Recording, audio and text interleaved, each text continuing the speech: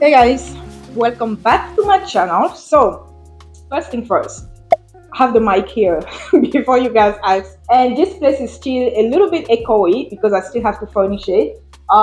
Yeah, and then I have the person who's supposed to move in 3 weeks' time. So, I'm excited for that. But anyway, guys, I took some notes because I was like, I shouldn't forget what I wanted to talk about. Because lately I have so many things in my head and I tend to forget certain things. Anyway, you guys can see the title. Now, I wanted to talk about this topic because I felt like, whew, I watched this Nigerian, I think she's a YouTuber, influencer, content creator, filmmaker. Her name is Korchi. Okay. I usually don't watch her like that. I think I came across her a couple years ago, maybe like three during the pandemic time. I think that's when I found out about her. And then I subscribed to her channel. Once in a while, I watch some of her videos, but I'm not that consistent. But she posted this video talking about she was making a film, a short movie for Victoria's Secret. Okay, she was making a short movie for Victoria's Secret, and then I was like, "What?" Keep in mind that she usually lives in Nigeria, and then now she's given this opportunity, and I'm sure she's been given other opportunities. Like I said, I don't consistently watch her. All I know is that she's Nigerian, she's amazing, she's an amazing content creator, and she's really unique in her style. But she was talking about how she got hired because, first of all, she's black. Second of all, because she's a filmmaker, so the content that she makes speak for itself. We've made a film that not only feels like the old fashion show, but also now includes different women from different walks of life.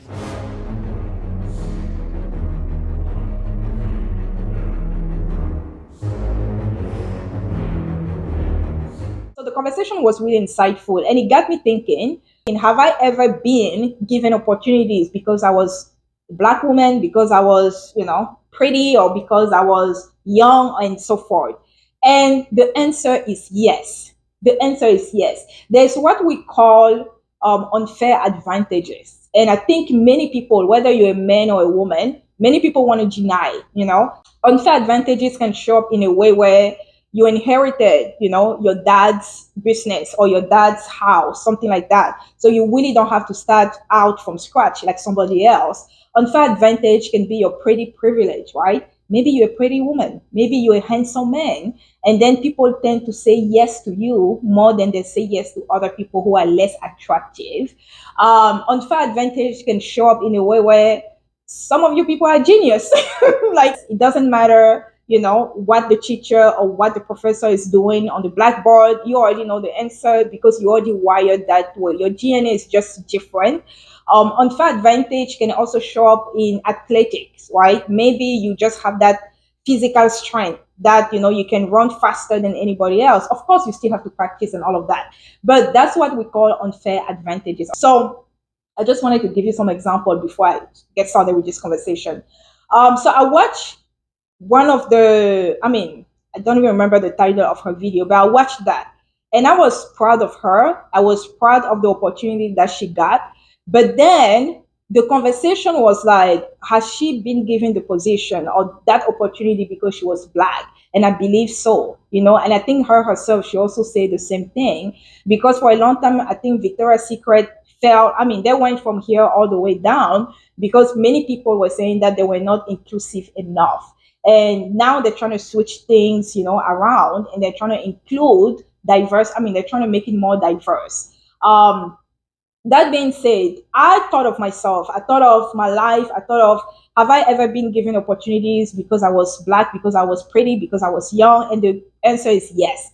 The first example is, if you guys have been following me for a while, I think I've told that story several times already, where my first job after I graduated from college, I was working as an internal auditor. I have a Bachelor of Science in accounting. So I was working as an internal auditor, and I was the first black young and female that they ever hired. Okay, ever hired. From the people that I talked to, my coworkers and the people in that company, everybody told me, we thought you were an intern. And I worked there for 2.5 years. Many people still believe that I was an intern for 2.5 years because many people were just in denial that these people never hire women, and they never hire young women to start with. And that was just strange and it was different. And I think because the head of the audit department was actually Hispanic, and I think he wanted to make it more diverse because the whole team was white male and they were 40 and older. Many of them had gray hair already. And I remember when he hired me, he told me, I want to groom you so that maybe one day you can sit where I'm sitting. When I go back, like, and I'm thinking the conversation that I've had with my former male coworkers, I'm like, yes, I got hired because I was different. I remember one of my coworkers at the time said, oh, when we saw you, you were a breath of fresh air. That's what he said. You were a breath of fresh air. And I just thought that out of all the people that applied, this is the audit department. They don't hire female. I mean, they haven't hired, black. I mean, female and black. And I just thought that was good. Like my interview went so well that I was so good that they hired me. Come to find out, I think they hired me because I was black and because I was a woman and I was young, Anyway, so that's the first example. Second example is actually like, so second example, I had this opportunity to go to Cameroon, right? That was around the time where I wanted to start my first company, YGL Wedding, my bridal company, right? Like I was manufacturing, I mean, I still manufacture wedding gowns and stuff like that. So that was the second instance. It was around that time, 2016, 2017 year. So I met this man who is now my friend, okay, a girlfriend of mine, met him in 2016. By the way, I've had the dream already of meeting him. I just didn't know who he was. We're going to talk about that at some point, manifestation. Okay. So I had a dream that I went to Cameroon. I was, a speaker at a conference, and the room was full of people, and people were watching me. They were listening and blah, blah, blah. And I didn't even know what I was talking about in my dream. Okay. That was a dream first before it became a reality. So long story short, couple months after, I meet this man in the elevator. I'm working in a different company in Houston, and we meet in the elevator and we just, started the conversation. Who are you? What you do? Blah, blah, blah. Just like people meeting, casually in the elevator. He's also Cameroonian, okay? He's Jamaican and Cameroonian. And then he found out I'm also originally from Cameroon. Next thing you know, he's like, let's exchange numbers. I think the next couple of days, he tells me about this event that he wanted to host in Cameroon, and he wanted to have a seminar and blah, blah, blah, blah. And I remember how the conversation went. And in a matter of like 2 weeks or 1 week time, he was like, oh, we're going to buy your flight ticket so that you can come join the team and you can be part of the speakers, like the team, the people who are going to be presenting some materials. And I was like, what am I going to be presenting? You know what I mean? Like I was so lost. I'm like, but the funny thing is that I actually saw it in my dream. The whole thing, I saw it in my dream. But when the opportunity came, I just didn't want it, right? Like I felt like I wasn't ready for it. It's not that I didn't want it. I felt like I wasn't ready for it. And part of the responsibility of the task that I had to do was not only present, because we're going with American investors and they wanted to invest in certain industries. And I was supposed to present because I was an auditor. My background was in audit and accounting and tax, right? Because I was, again, a tax auditor at some point. So, anyway, so that was my background. So, not only was I going to be a speaker, I was going to be presenting, but I was also going to be appearing on TV. And you guys know that channel. I mean, the TV, the main CRTV, okay? I was going to be appearing there and I was going to be presenting the project and when the dates that the event is going to take place, the seminar is going to take place, and so forth. And I remember having a conversation with him and I said, but why? Why me? And he said, first of all, you're smart. Second of all, you're pretty. You look good on TV. And I was like, okay. Those are things that for a long time when I was growing up, right, I used to fight the idea of like, you pretty only. Because I think when I grew up around me, right, my aunties, the people that I grew up with, I felt like because they were pretty, people just assumed that they would be good wives, they would find husbands easily. And I saw the men working. So long story short, I'm now a professional working in America, corporate America, and then I find out, I'm given some opportunities, not all opportunities, by the way, but some opportunities because I'm black.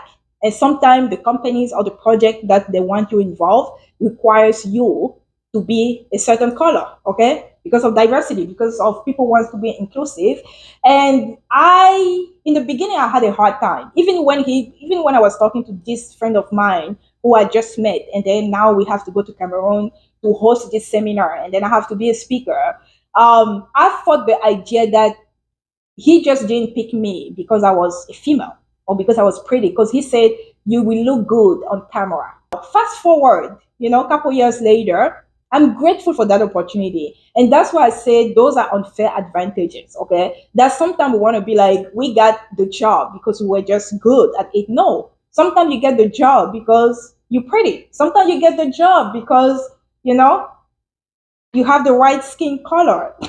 Sometimes you get the job because you have the right name. When it comes to Africa, for example, Cameroon, for example, you will get the job because your dad is, because you come from families A, B, C, D, or maybe because people know your parents, your mom, and so stuff like that. Like you will get the job because of the name that you have, the name that you carry. And those are some of the unfair advantages that sometimes, as much as we hate that, we don't want to admit it, but it's happening and we have to own up to it. Okay. It's just unfair when you see somebody working so hard, just so years later, somebody will say, oh, you are this person's son. So it makes sense why you're here. Meanwhile, you've been working. I'm going through something similar, please. It's annoying. Guys, I've been into K dramas on Netflix, like the Korean movies, the best. Okay, I've been addicted to them for the last couple of weeks now because they make it. It's just different. It's a different vibe. But I was watching this specific show, and I finished all the episodes in 2 days. I was watching this show, and the girl was a lawyer, working for herself and everything. She was self-made, whatever. And then all of a sudden, the money wasn't coming in, and then she was like, you know what? I'm a lawyer. I'm going to find a job. She applied everywhere. And there was one company that called her back, and the company said, can you go and do a second interview? So the day of the second interview, she saw a bunch of males sitting. She was the only woman sitting there for that interview. And this is a company that never hires women. They don't have female attorneys. They only hire male attorneys. Okay. So she ends up getting the job and she's thinking, oh my God, I got it. And, like she's like full of herself at that point because she's like, her confidence level went up. She's like, you know what? I got it. I was able to beat all this male. I did so good that they had to hire the first female in that company, the first female attorney in that company, just to find out later on, couple episodes later, okay, that she got hired because she was a woman. Because one of the biggest clients requested to have a female attorney. That's how she got hired. She didn't get hired because she was so good. Getting hired, I mean, she was the only female that interviewed for that position against, like a dozen of men, and she got the job, not because she was good. In the movie, when she came to that realization that she got hired because she's a female, she was really down. But guess what? She was like, oh, I need to pay my bills. I need to pay my bills. And I think that was my sentiment when I was thinking about the jobs that I got, the opportunity that I got to go to Cameroon. They flew me to Cameroon, paid for the lodging. The whole trip was paid for me to be a speaker at that seminar. And even though I was chosen because I will look good on camera, even though I was chosen because, you know what, I'm not going to say that. Because I think I was also chosen because I was bilingual, okay? Because I was fully francophone and speak English. I was bilingual and they wanted somebody in the team who could speak French because all of them were like, English speakers. So I think that also was something, I mean, if I can add it to the reason why they picked me. But having a conversation with that guy, I remember he said, oh, they want to see pretty women on TV and you will look good on camera.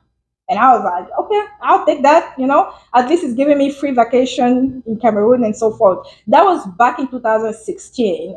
And I think over the years, that's one thing that I've accepted. I've just embraced it. Okay. I don't care if I get an amazing opportunity because I'm cute, or I get an amazing opportunity because I'm black. I'm still gonna get it because bills have to be paid.